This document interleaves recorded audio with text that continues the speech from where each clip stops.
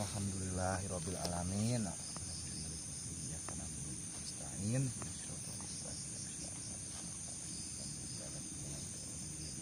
Amin ya Allah.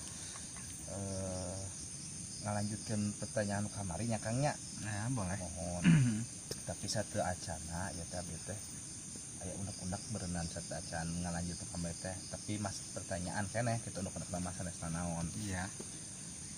Tah pertanyaanna janten abdi hoyong terang keuntungan kanggo urang gitu anu belajar tauhid teh naon sih keuntungan dina tauhid eta teh gitu. Masya Allah, alhamdulillah.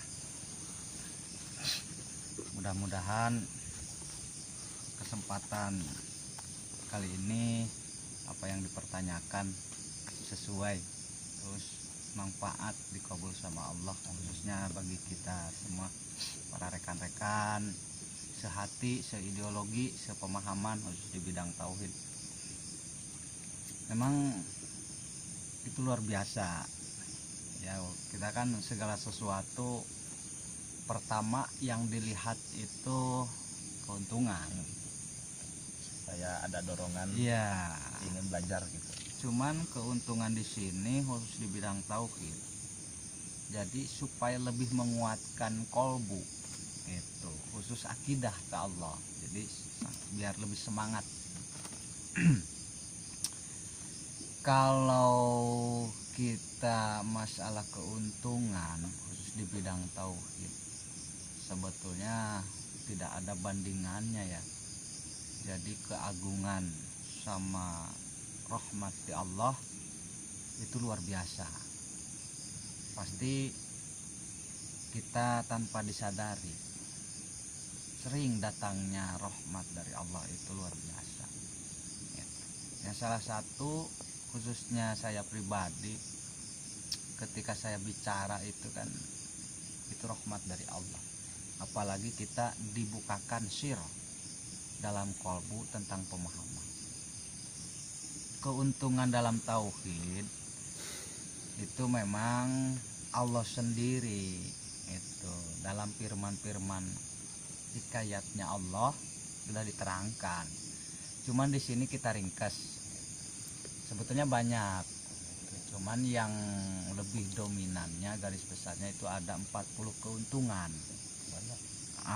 Jadi kata Allah firman-Nya di dalam Al-Qur'an, barang siapa hambanya kami saur Allah khusus mempelajari atau haus akan ilmu tauhid, maka Allah bakal kasih keuntungan 40 keuntungan. Dari 40 keuntungan itu dibagi dua, 20 keuntungan duniawi, jadi yang nyata dohir, yang 20 keuntungan lagi akhirat, ibadah yang akan kita bawa, amal ibadah kita.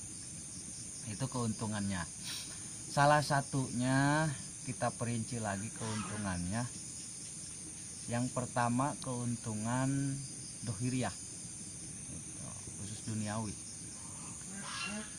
Pertama, Allah akan menjamin bagi hambanya yang belajar tauhid maupun di bidang dohiriyah kasab usahanya atau jasmaniyah dalam kehidupannya, Allah akan menjamin.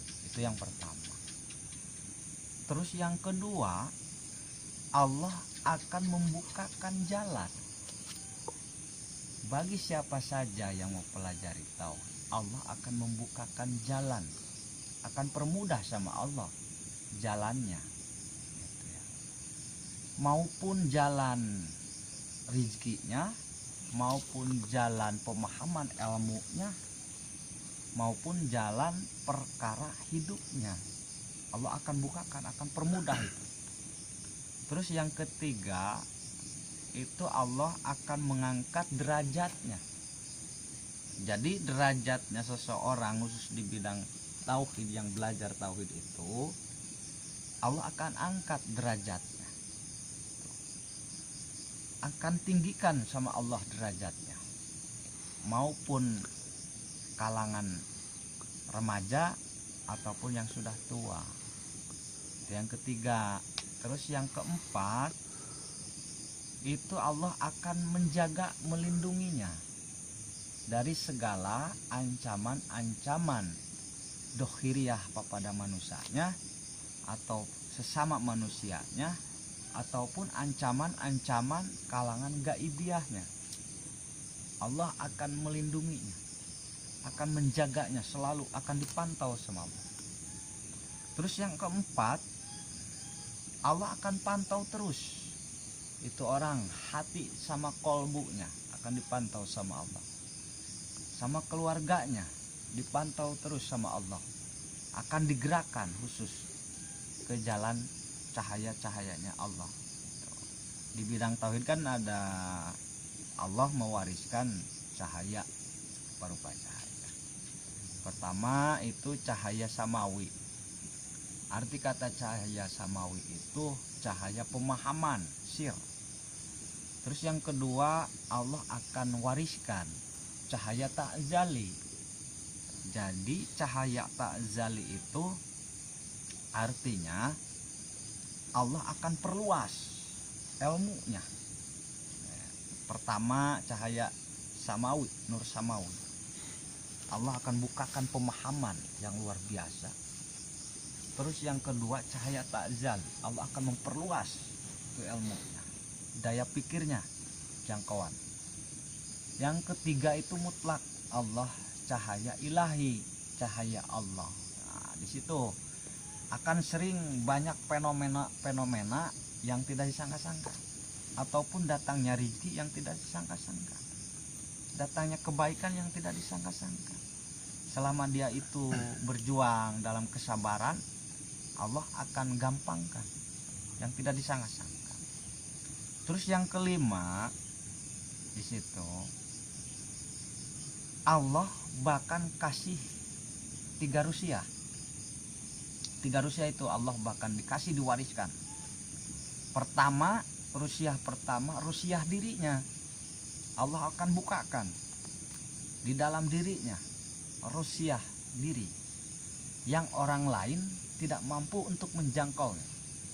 Terus yang kedua, Allah akan bukakan rusiah alam, maupun alam nyata ataupun alam fana. Allah akan bukakan, akan kasih lihat sama Allah, akan bisa melihat rusiah-rusiah itu.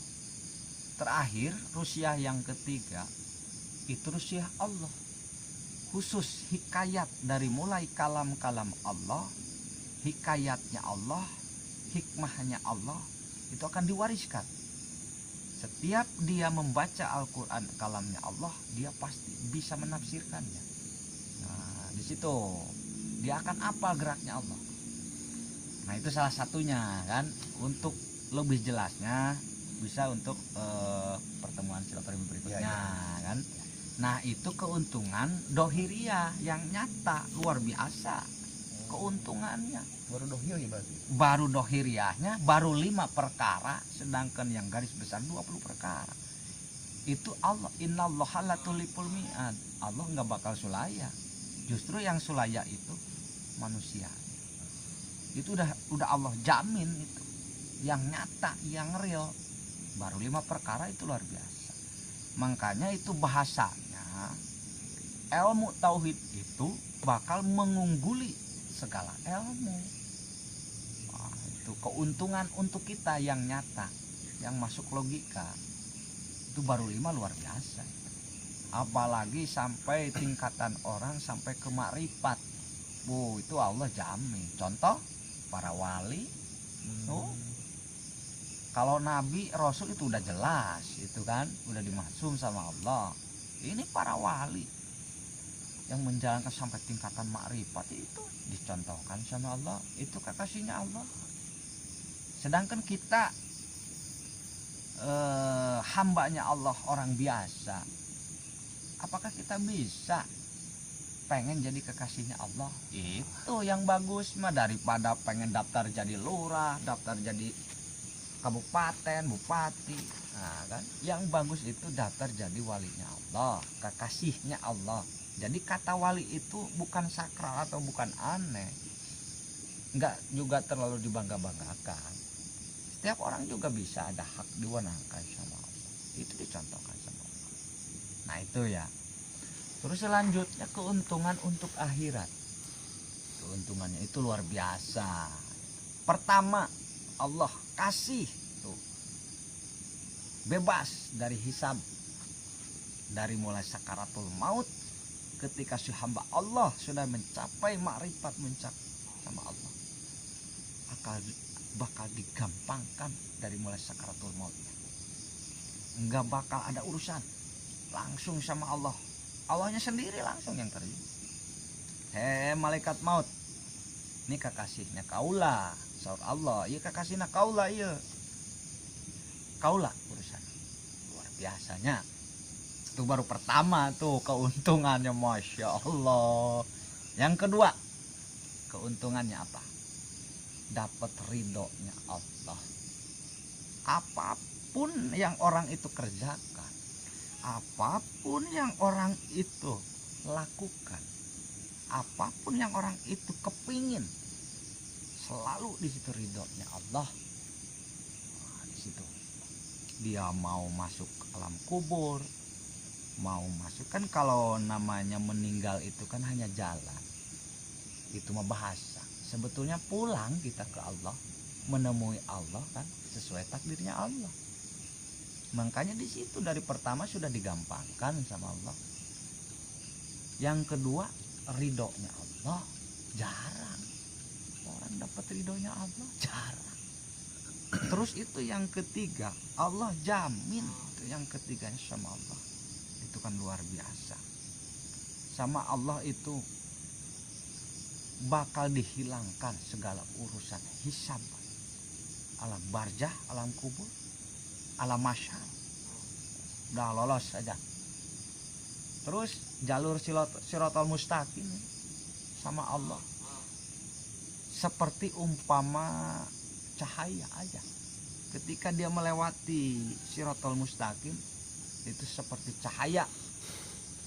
Cahaya kan sekian mikro per detik kecepatan. Nah di situ keuntungan itu baru 3 itu. Udah Allah jamin itu kan. Masya Allah. Belum yang keempat. Yang keempat Allah jamin bakal disatukan sama Kanjeng Rasul.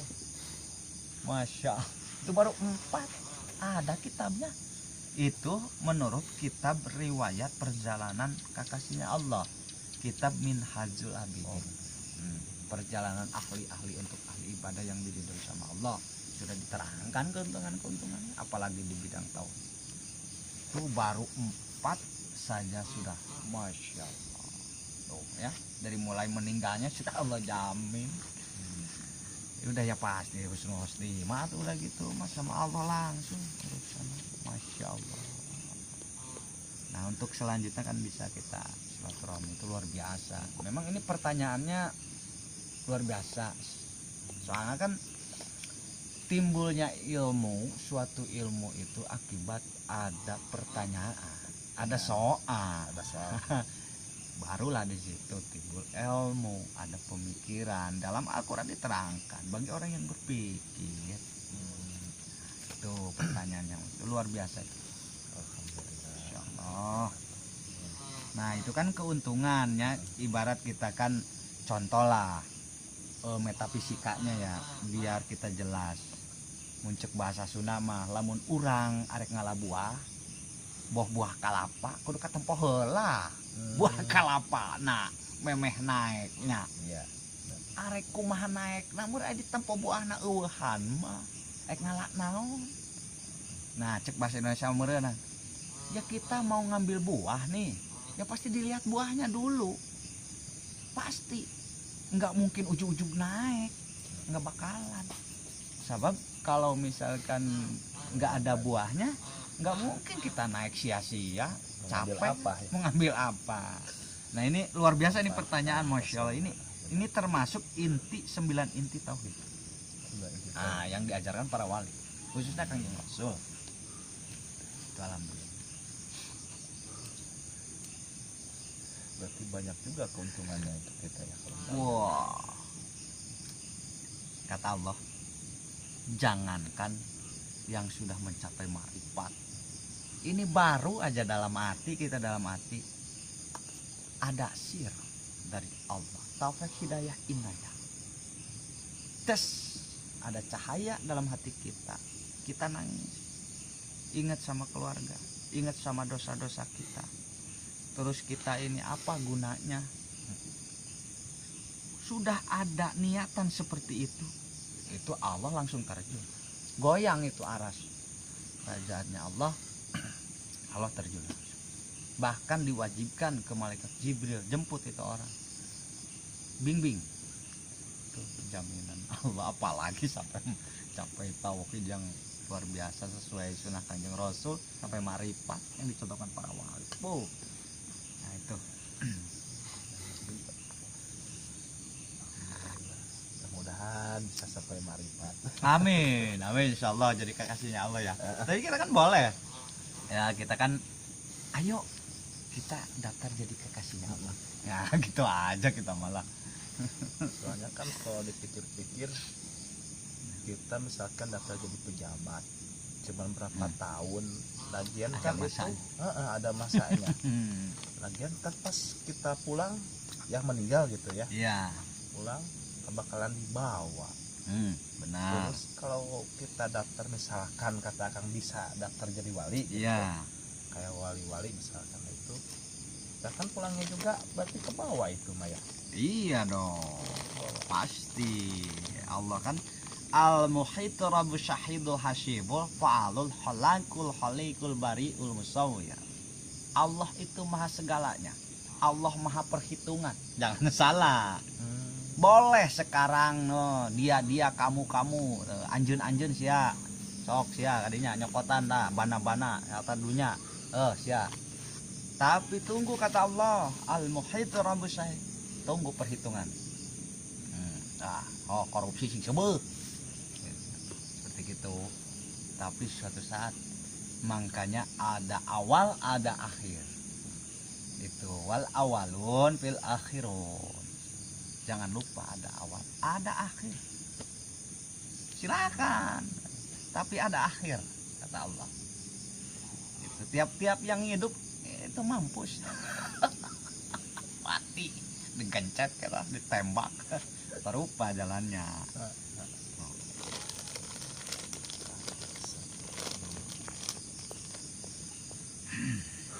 Nah kalau yang tentang yang 4 tahapan, yang itu mah bisa nanti kita bahas lebih dalam lagi berarti ya, yang apa keuntungan yang 20 mah. Oh ya alhamdulillah. Insyaallah Nanti kita bahas lagi, cuman untuk segmen sekarang kita bahas yang 4-nya dulu aja tahapannya Ya. gitu, tahapan-tahapan. Teradapun dari pemirsa atau netizen yang ingin tahu misalkan boleh 20, welcome. misalkan ingin dijelaskan 20 ataupun yang lainnya, bisa entar di komentar, misalkan diisi apa pertanyaannya. Boleh. Memang yang lebih bagus ya kan cirinya kata Allah ya ini ya. Makanya ada bahasa, timbulnya ilmu itu karena ada pertanyaan. Terus cirinya orang yang sungguh-sungguh ingin jadi kekasihnya Allah itu pasti bertanya. Itu ciri ada sir dari Allah, langsung bertanya ketika nonton video. Wah ini nih taksir Allah, langsung pasti bertanya. Itu cirinya. Kecuali orang cuek-cuek aja. Nah itu kan ada yang dipilih sama Allah, ada yang memang ku Allah dikasih kebebasan. Tuh. Nanti untuk tahapan pertama kan kemarin itu ada 4 tahapan ya. Oh iya, ada 4. Ya, yang pertama itu kan syariat ya. Syariat pertama, syariat yang di tauhid itu seperti apa sih sebenarnya?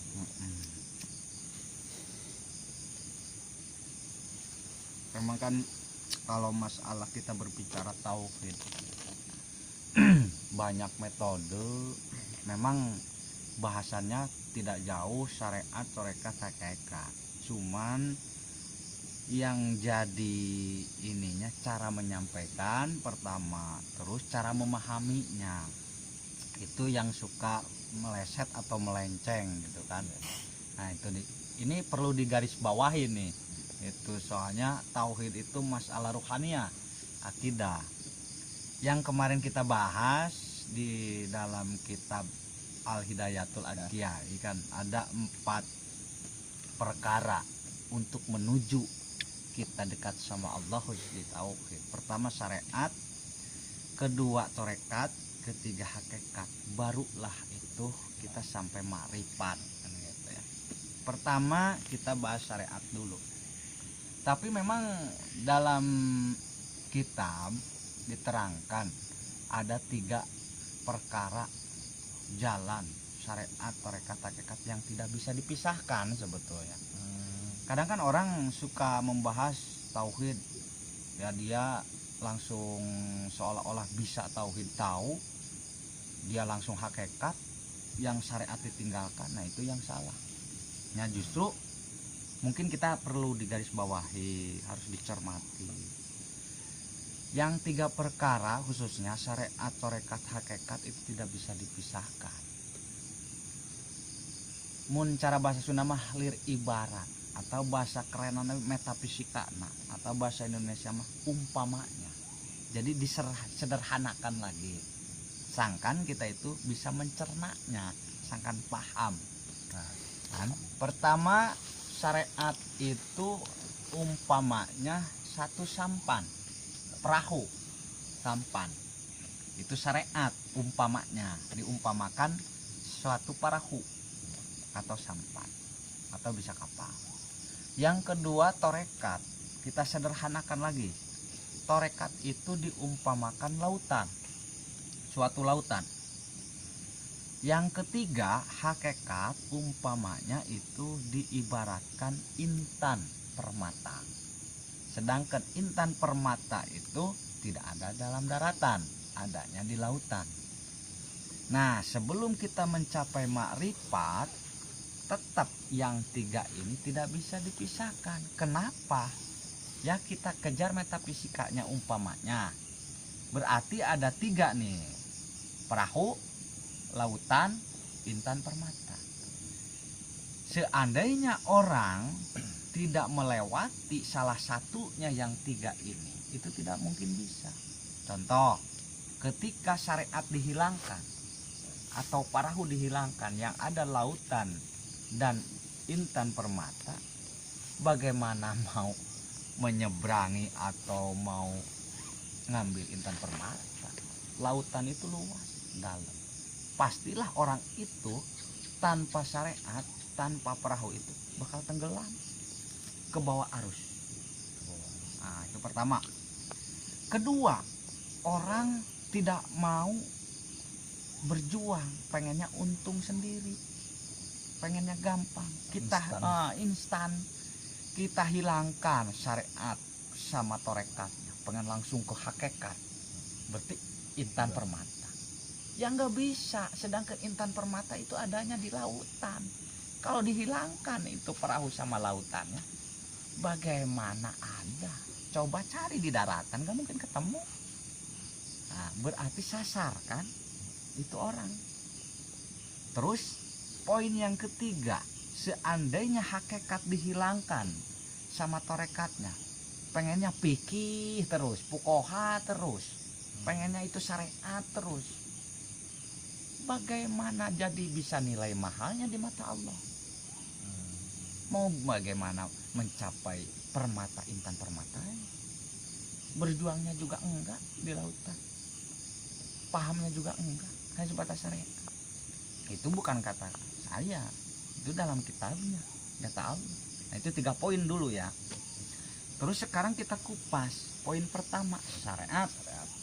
Nah syariat itu artinya ya, pertama ilmu, ada beberapa perkara. Pertama ilmu, yang kedua pemahaman. Terus di dalam ilmu dan pemahaman itu Nah di situ itu masuk karena syariat. Yang ketiga itu sababiyah.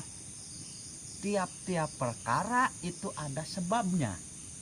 Tidak mungkin ujung-ujung harta karun.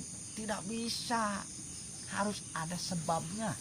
Nah, kunci syariat yang pertama ini 3 perkara. Pertama ilmu, kedua pemahaman, yang ketiga itu sababiyah. Memang usul batu ya. Jadi sebelum terjun kita ke bab pertama syariat itu harus paham dulu. Syariat itu ada 3 perkara. Pertama kita harus nyorang ilmu dulu. Kan? Bagaimana mau mengamalkan tanpa ilmu? Hancur. Contoh sekarang negara-negara hancur. Pengennya raku sendiri. Itu kan? Pertama ilmu. Terus yang kedua, selain ilmu, kita dapat ilmu harus dipahami. Banyak kan sekarang orang pintar, orang cerdas keblinger. Sebab tidak paham. Ilmunya ya dapat, tapi pemahamannya enggak. Merusak aja. Nah, terus yang ketiga itu sebabnya. Sekarang kan orang nggak mau berjuang. Harusnya pengen ujug-jug instan melulu. Nah itu pembodohan gitu. Sekarang kan di YouTube banyak.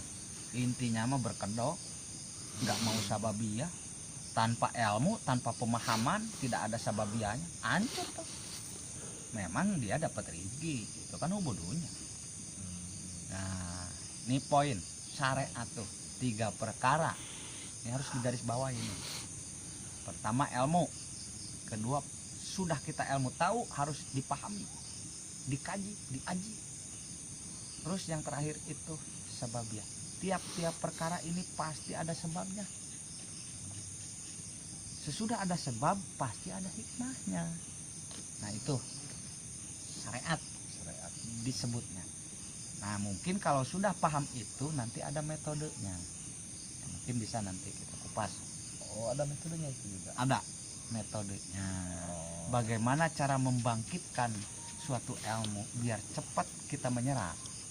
Bagaimana cara membangkitkan pemahaman di dalam kolbu. Sebab pemahaman mah rasa. Beda sama pemikiran. Kalau pemikiran imajinasi, ide kan.